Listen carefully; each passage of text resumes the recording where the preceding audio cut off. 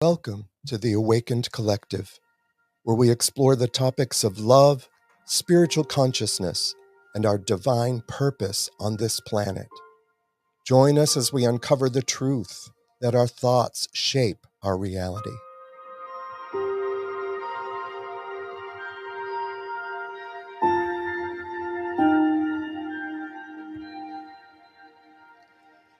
Welcome to the Awakened Collective podcast, and good afternoon. I'm Rick Gregory, and it is a pleasure to be with you this afternoon. And a special thank you, as always, to Audio Alchemy Productions, Daniel Anderson, for the gift they are to the world and helping us all get our messages out.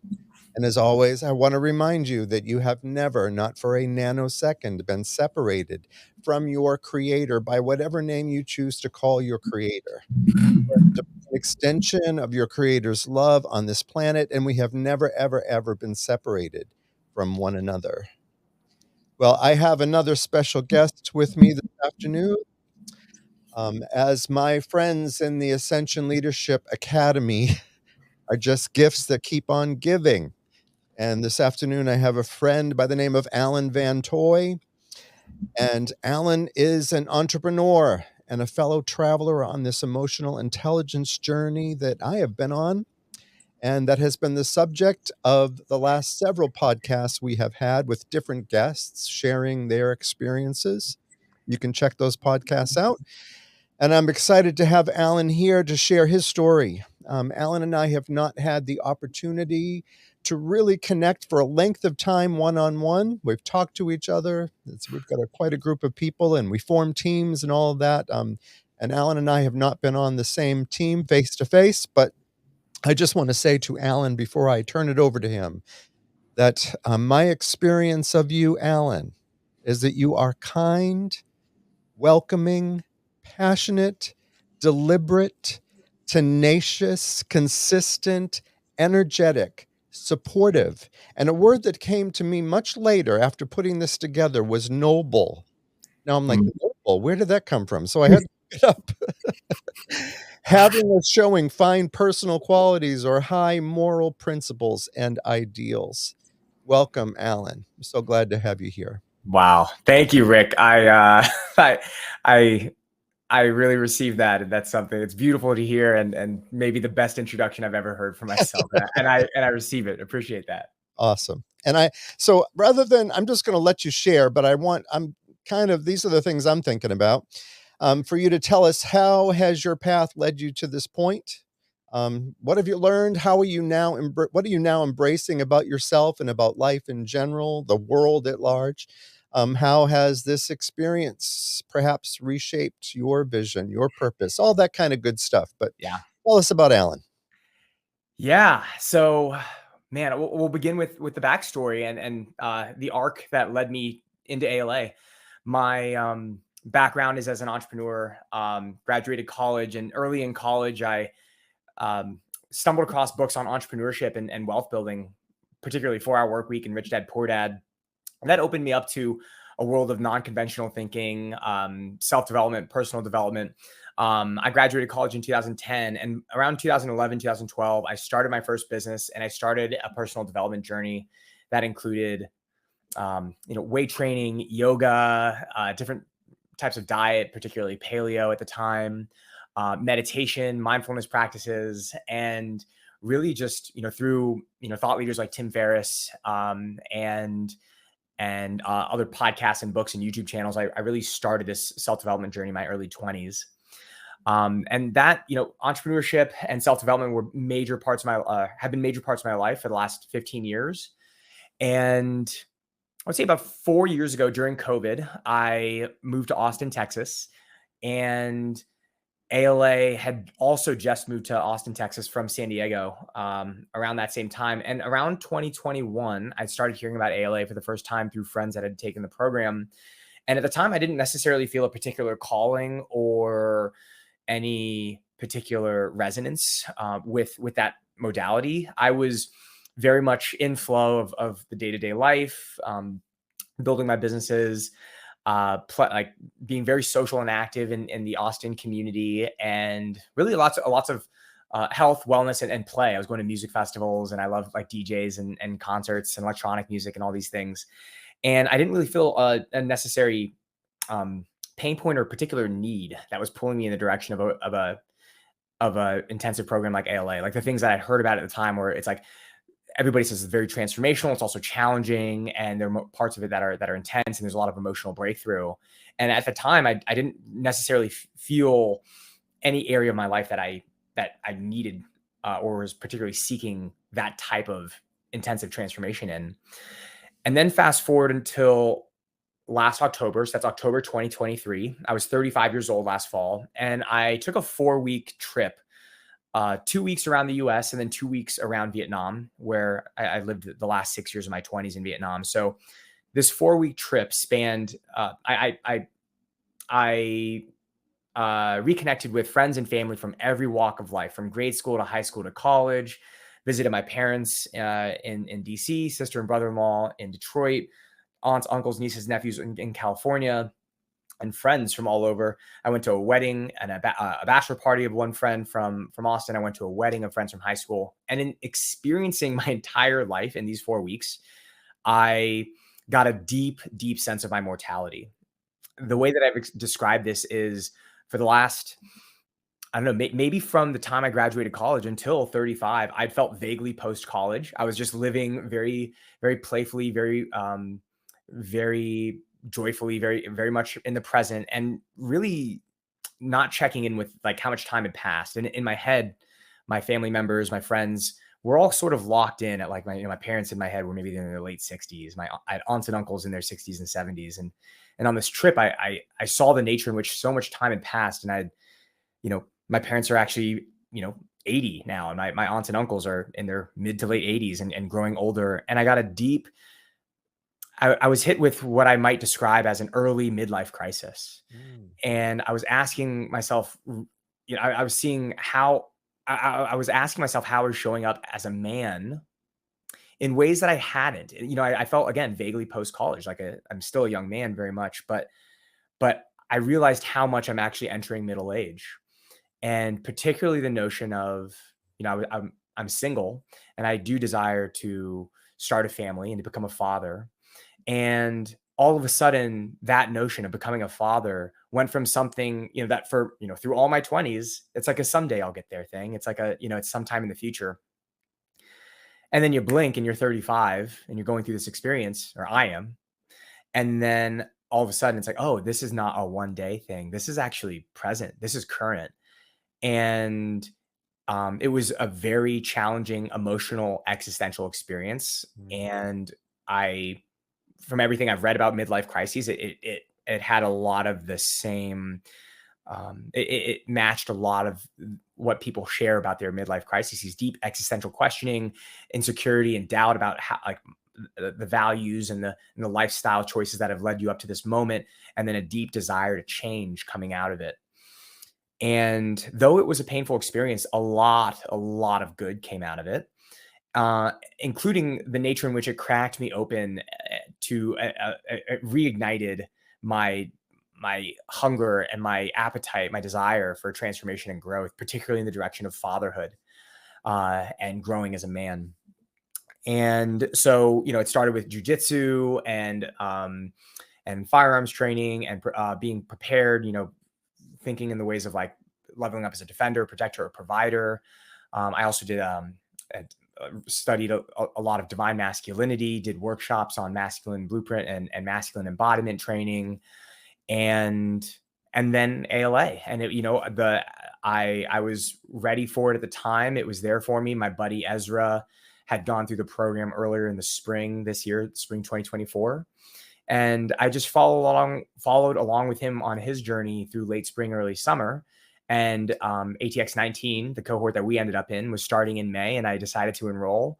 And that was the journey that led me into ALA. That was about, I guess, 3 months ago now. And like you shared on your podcast and many of your guests, it has absolutely lived up to what everyone had shared with me about it, which is that it's the most transformational thing that I've experienced. And now, having gone through it, I can really, it's the real deal. And I have so much I can share about that experience, but that's the storyline that got me into the room. Mm. I love what you said about midlife crisis and having it early. Um, I feel Mhm. like things are speeding up anyway in the world and in the universe, and knowledge is increasing at an exponential rate, and so I'm not surprised that folks may be having that happen a little earlier. But I'm just thinking of how blessed you are. Um, my son is 35, so and I don't feel like I'm 30 years older than you, but I almost there. But in my mind, I'm still 30, Mm, I don't think that ever changes. But the fact that you had that at an early age, and what is a midlife crisis? To me, it's we're finally looking at ourselves. mm, We're finally mm. taking an account. We're seeing where we're at, and as opposed to where we want to be and where we've been, and you talk about raising kids, and what an amazing story it is to do the work ahead of raising kids. There was a quote, and I think I shared this in the last podcast, but it says, "What we don't deal with from our past, we leave to our children as an inheritance." And so you're doing a lot of that work, so you don't have to be leaving anything like I did to my kids. You're in a much better place, Alan. Thank you. Yeah, I agree with that. What you said, it's like, what is a midlife crisis? But finally seeing or looking at who we are, where we are, and that's how I describe my experience. It's for the, I'll go back to what I said, like that the 14, 15 years leading up to that, I felt vaguely post college. Well, after I graduated college, I was in, for that 14, 15 years, I was in a flow of life. And I lived in New York for 2 years and then started my first business and moved to Chile for a year and then moved to Vietnam for 6 years. And it was just a consistently, living my best life, living in flow, having fun, building businesses, engaging in community, and really and then moving to Austin, where it's a very playful, Mm, social lifestyle, and it can be, like really, and time flies as it does, and it you it can take an experience like like in this case, it was a 4 week trip, and I described it as like if you're familiar with the story of like, you know, Ebenezer Scrooge and the ghost of Christmas past, like holds his hand and takes him on the journey, the arc journey of his entire life. And then he comes out of it like with the epiphany of like, oh, I can be like, you know, it opens his heart, mm,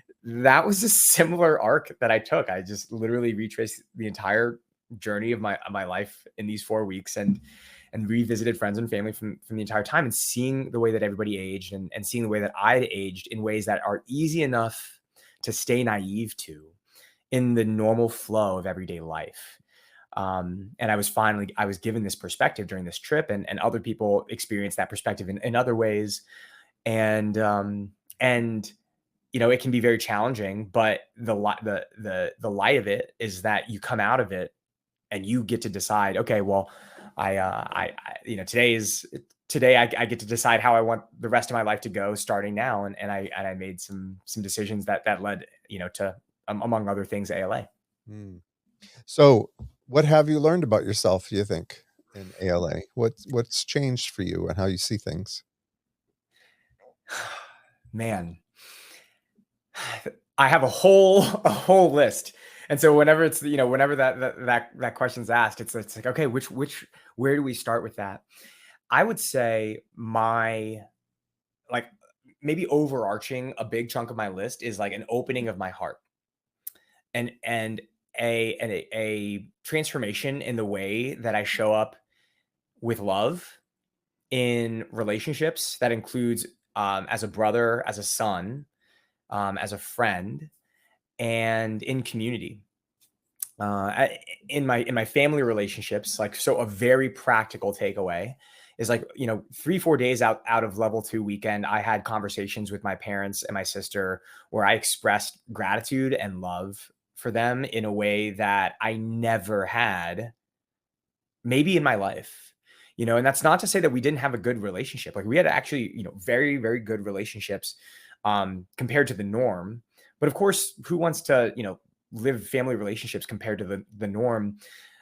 And so I explicitly shared with them love and gratitude in a way. And both of them were conversations that I'll remember for the rest of my life, or we will all remember for the rest of our lives, and B, set the foundation for a transformed relationship. And I can say, objectively, that my relationship with my parents and sister has evolved and transformed for to be much more loving, much more compassionate. Our conversations include a much more depth about like how we're feeling, and what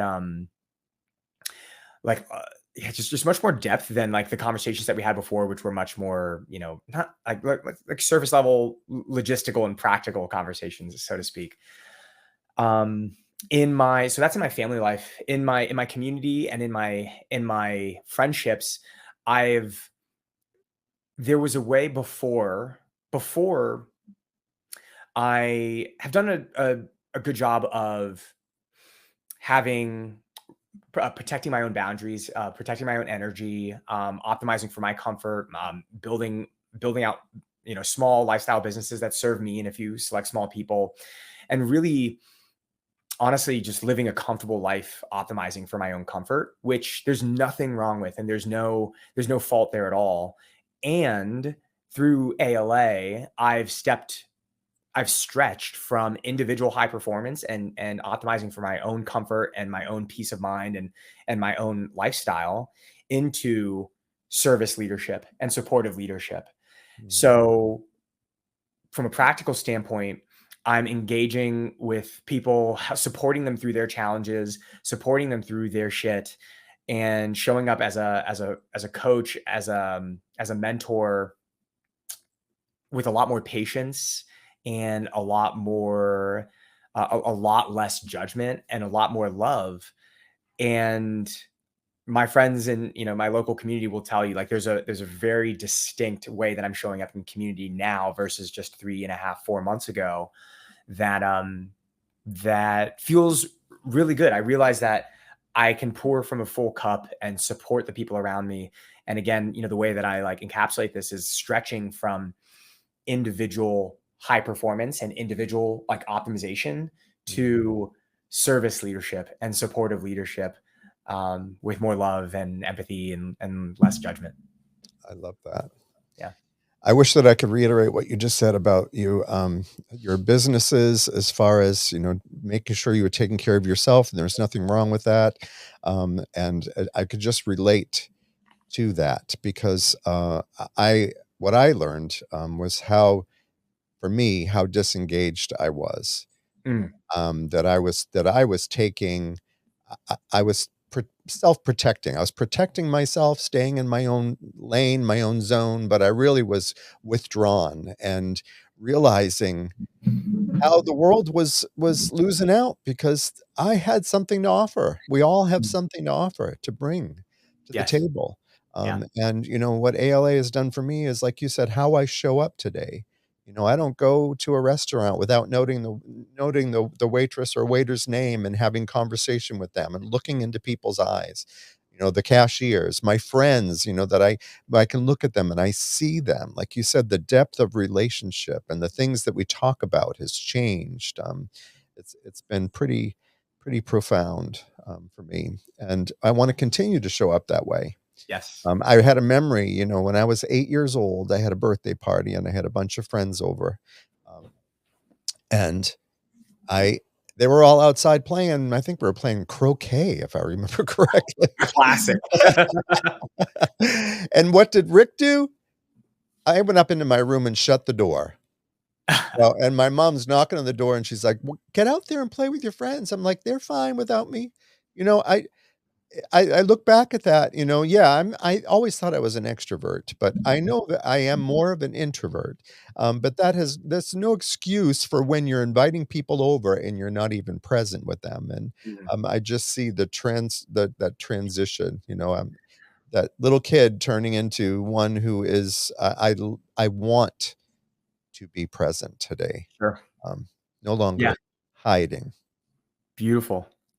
Yeah, I love the sound of that. And I mean, like you said, engaging on a deeper level with people, asking deeper questions, relating to, I mean, I experienced a lot of ALA as focusing on evoking your vision, so getting increased clarity on what you want, and then focusing on, or evoking what's between you and the achievement or the manifestation of your vision. And those are internal things like your own limiting beliefs, your fears, your self-talk, your perspectives, your beliefs, your stories. And you can, we explore them through different modalities in ALA, but you can also explore those in conversation with friends and family and people, your Uber driver, people that you're meeting. And the nature of those conversations are, I mean, it's the opposite of small talk. It's deep talk. Yes. And everybody, a lot of people, not everybody, but most people will appreciate that conversation, and most people are hungry for it. It's how rare is it that we get to share our deepest dreams, our vision with people, and have them um, care and listen and be supportive, and then on the flip side, have them thoughtfully evoking in us, what are the limiting beliefs, what are the fears, what are the insecurities that keep us from being and manifesting those dreams and visions. It's a much deeper form of connection than most people experience day in, day out, throughout their lives. And part of the beauty of going through this process together is like it's the culture. It's the culture that we've been swimming in for the last two and a Yes. half, 3 months now. And then we in turn get to breathe that into our communities, and our communities are better off for it. Absolutely. Mhm. Well, first of all, Alan, you need to have your own podcast. You are an amazing speaker, my friend. Uh, Um, I I was know a guy. yeah. I was thinking, how wonderful I would always feel if I had the courage to tell someone like Danny that he had, a piece of spinach in his teeth. And yet, what we have done here is allowed ourselves in safe spaces with people that are, that we are trusting. mhm. And now building that around us that we can provide feedback and receive feedback. I Yeah. mean, I've never, I think we hunger for that too. I want to be seen. I want you to be able to tell me, what you see. I mean, naturally, you're not going to expose yourself to folks that don't care about you. But I Mhm. mean, when you're in a loving, safe relationship environment, and you've got some close friends around you, imagine just being able to be free to say, "Hey, I just saw you respond to this. Is that really the way that you want to show up? That's not how I see you." Mhm. It's so powerful.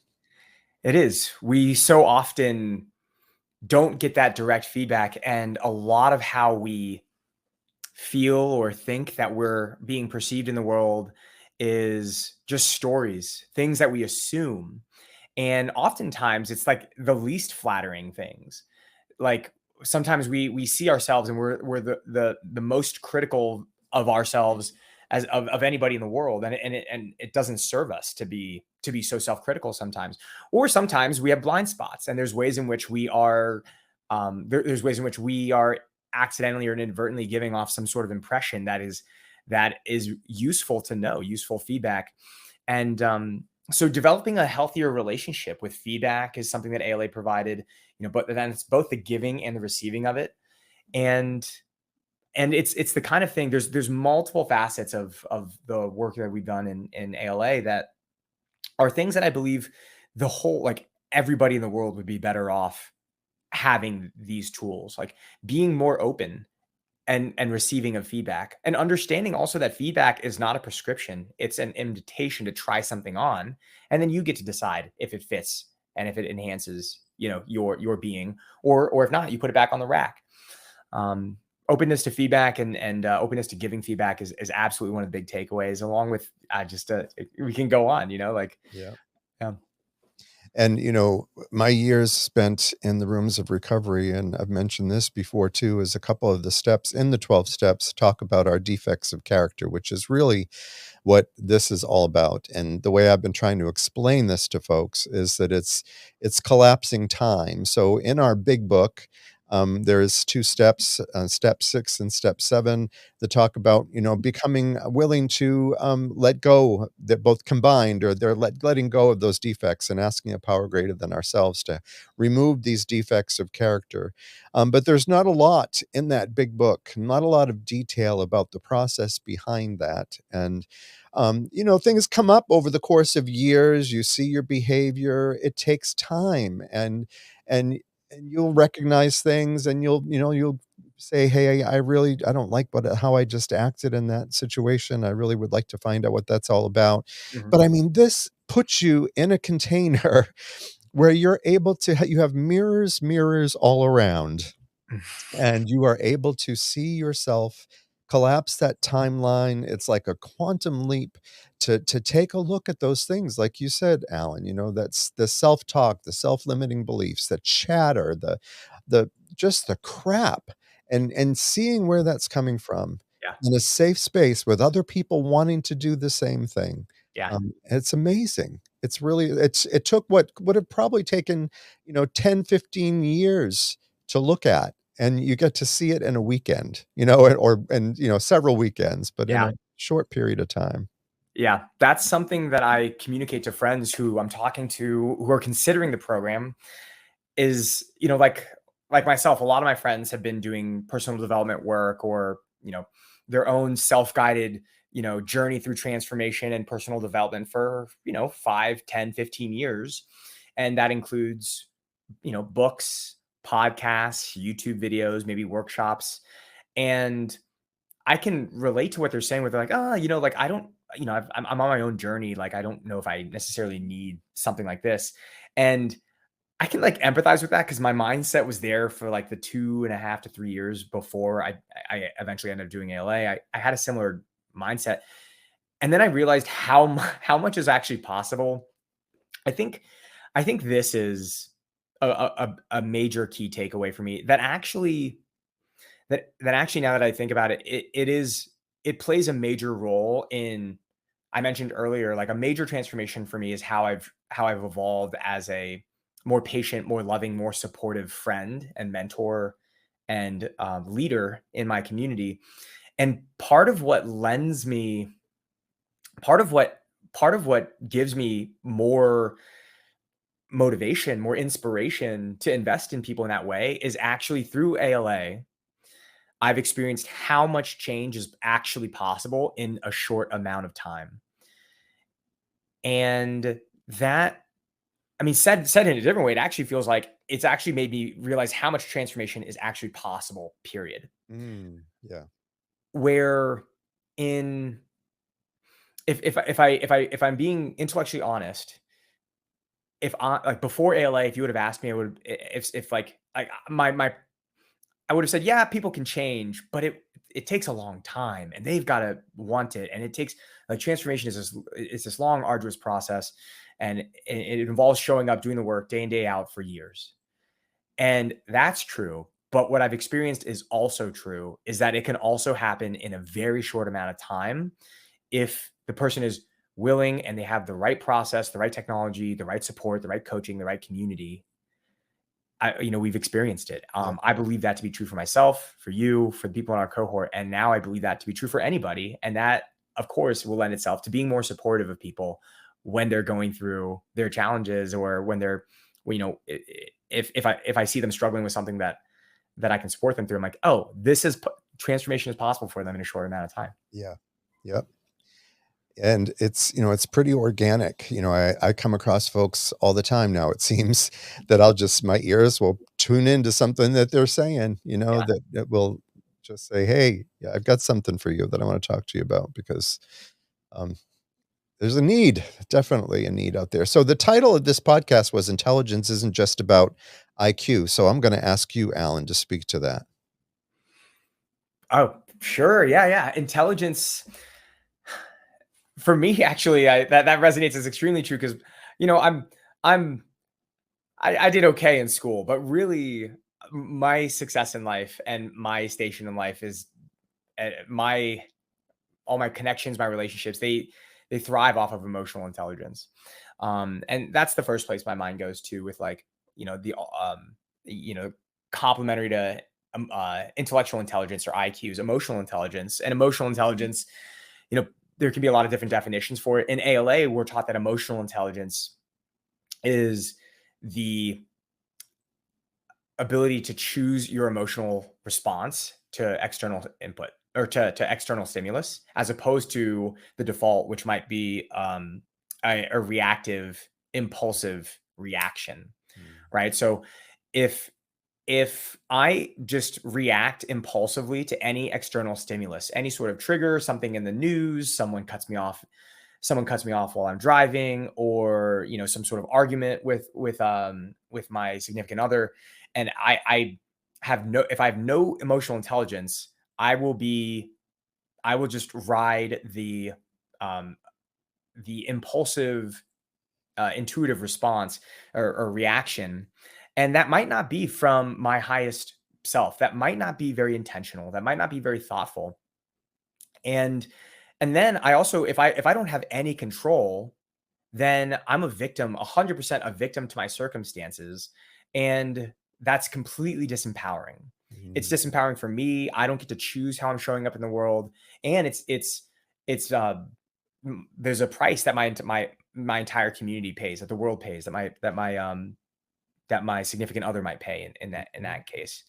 Whereas if we're emotionally intelligent and we take responsibility for how we show up in the world, if things happen to us, we don't just respond instantly, or we don't just react instantly and impulsively with whatever emotion immediately takes hold, but through whatever process that we've learned to we take space, and we determine for ourselves, we decide and choose how we want to respond in that situation, so that we can show up from a place more resonant with like our values, more resonant with like our higher self, more resonant with what would best serve the situation, best serve us, best serve our significant other or our community or the world. And the last thing I'd say about that is also that like emotional intelligence doesn't mean that you don't make mistakes in this regard, but also if things ever do get crunchy or messy, or you ever do, we all make mistakes. If things do get messy, that you have the skills and the strength and the power and the vulnerability to clean things up, Mhm. and in a thoughtful way, and through clearing conversations, through feedback, or through receptiveness to feedback. And if you can, if if we all live, if we can all, of course, these things are aspirational, and they can take, it can be a lifetime of practice to grow this power of emotional intelligence, of thoughtful response over reactivity, and of openness to feedback, and a willingness to clean things up and have clearing conversations when things get messy. These are some of these things are lifelong practices that we aspire to over the course of our lives. But if we can all, like in our relationships, in our friendships, in our family lives, if we can build a culture where these are the things that we are agreeing on working on, and on embodying, then it makes all of our relationships so much more effective, so much more joyful, so much more loving, and so much more empowered. We're no longer just claiming victimhood to like our responses, and blaming each other, but actually taking responsibility and showing up with more emotional intelligence in Yeah. that way. So yeah, just some ways I think about emotional intelligence now. It was perfect. Yeah. It was perfect. Yeah, I think I can't remember the last time I reacted from my higher self. And this is so, I mean, everything you just said is so AA as well. Daniel can attest to that. It's when we are disturbed, when we find some person, place, or thing unacceptable. It's, what do we do in those moments? And, that we have the ability today, and we are aware that we have a choice. We can choose, we can pause, we can choose what the Mhm. next action is going to be, because those actions, I mean, we are energy. Yeah. And we've all been around very negative people that have this negative energy, and we know how that makes us feel in the presence of someone who's very negative. And we are emitting energy all the time. And when we react in that anger or whatever it may be, We are sending energy out into the universe, Mm. and the universe doesn't determine, well, that's not good energy, that's wonderful energy, the bad energy I won't do anything with, and the wonderful energy, I'm gonna multiply that and send it back to you. No, whatever we're sending out is getting multiplied and sent back into our lives. Sure. And, go ahead. And I was going to say, a lot of times, as you alluded to earlier, a lot of times we don't have that feedback loop where there's not always a culture in everyday life, whether in work or in our family lives or in school or in community, for people to there's not always a culture of people giving you feedback of how you're showing up, what energy you're putting out, how you're impacting them. A lot of times things have to bubble up into issues Mm, and challenges and breakdown interpersonal breakdowns before anything gets said. And oftentimes when things are said, people don't always have good frameworks or thoughtful frameworks for communicating these interpersonal issues. And you do have things like nonviolent communication, authentic relating, that are in some circles, in some communities, um, becoming more known and more practiced. But it's rare in my life so far. ALA might be the first. It's rare that you get this training ground, this dojo, where you have specific exercises and practices where you are allowed to experience, each other in your cohort and share feedback with them, get feedback from them, do it with coaching so that, there's like best practices on how to give feedback and how to respond to feedback and how to stay open to it, how to receive it internally, like your internal state as you receive this feedback. And the result is a lot more growth.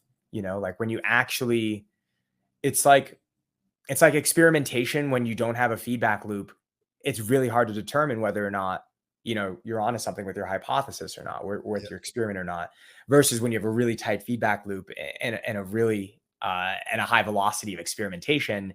Then you're allowed to grow much more quickly, much more rapidly.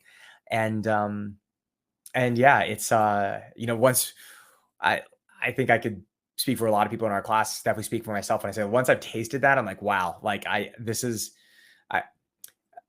like you said this in one of your introductions. You said if you were on your deathbed and your loved ones were standing around you, your among your last words would be, get yourself to one of these emotional intelligence training programs. Like I said, that's "Get your ass into one of them," is what I said, but kick yes. your ass. Exactly, because it's like there's so much, it's such a gift there that so many people live without, and it's something I want my loved ones to have. That's awesome. So where does Alan go from here? What do you see as ahead for you, my friend? What are you working on or thinking you're gonna get started on, or Thanks for asking that question. Like we alluded to in the program, you're given the opportunity to revisit your vision and your mission, your purpose, more than a lot of people do in day-to-day life. And at the same time, we're also encouraged to pursue our goals with two things. Like there are parts of ALA where you're allowed to you like write out in particular like three goals, for example. ALA is completely agnostic as to what you determine for your goals, but the but the two things that they will coach you on is making sure that they are stretchy, so that they stretch you in some way, and that they are in leadership. So it's not just something that you're focusing on that just only impacts you.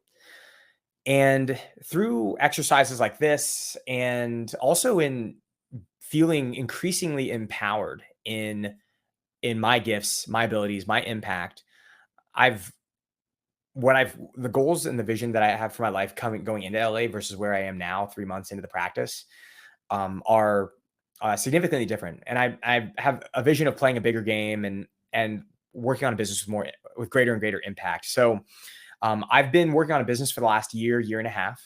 It's called Lumira. We make LED art, some wearable art like festival fashion accessories, and we're getting into home decor products as well.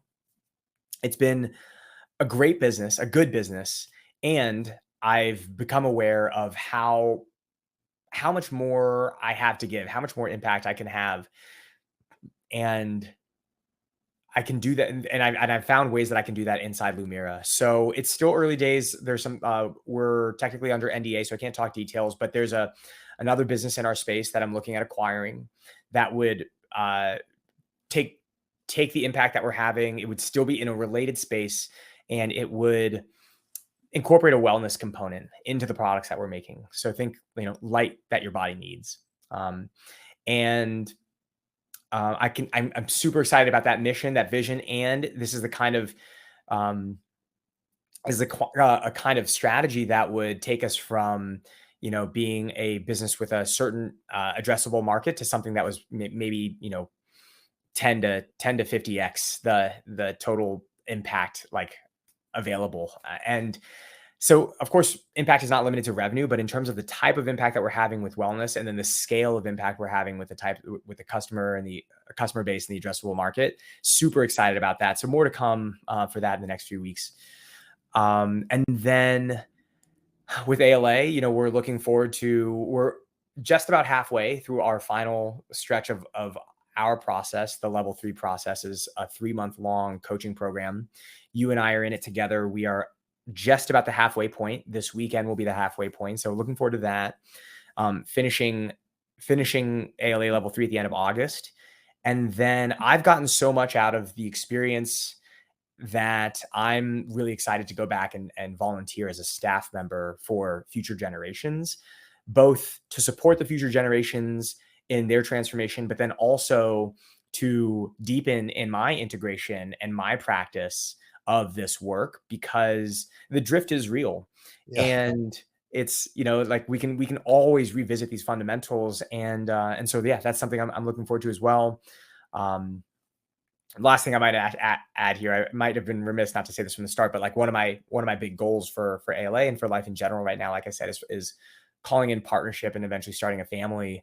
And so, yeah, I'm actively, dating and looking for my dream queen, someone that I am excited to spend the rest of my life with and eventually start a family with. So, if you're out there, we'll put my contact information up at the end of this. I'm so excited for you, Alan, and ALA, we'd be blessed to have you.